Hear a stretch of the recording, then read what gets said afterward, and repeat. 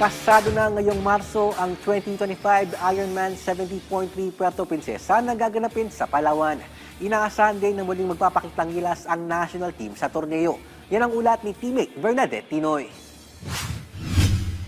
Aarangkada na ngayong Marso ang pinakahihintay na 2025 Ironman 70.3 Puerto Princesa na gaganapin sa probinsya ng Palawan. Ayon kay Princess Galura, isa sa main organizer ng prestihiyosong patimpalak, aabot sa 1,000 kalahok mula sa mahigit 40 bansa ang inaasahan nilang magpapasiklab sa torneo. Dito magbabakbakan ng bawat manlalaro sa individual at relay event, bukod pa rito mga kategorya sa Ironman Kids at Princesa Run.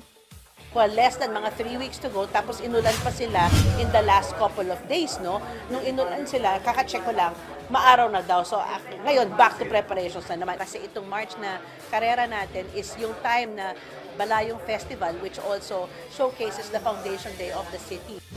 After pandemic, talagang yung sports nag-boom. I mean, hindi lang basketball, hindi lang multi-sports like Ironman. So, volleyball, football, and other multi-sports na events. Isa naman sa kakatawan sa national team ang triathlete star na si Mervin Santiago. Anya, lubos niyang pinagandaan ang edisyon ng Ironman ngayong taon, kaya naman binuo na niya ang gagamiting training plan para sa layong makabulsa ng medalya sa paligsahan.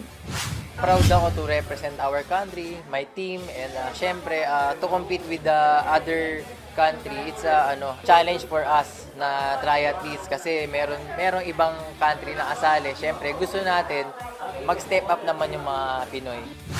Samantala, inanunsyo rin ng Ironman na bukas pa rin ang registration nila para sa mga nais sumali sa Princesa Run. Tatakbo naman ang kabuang event mula February 27 hanggang March 2, 2025. Bernadette Tinoy para sa Atletang Pilipino, para sa Bagong Pilipinas.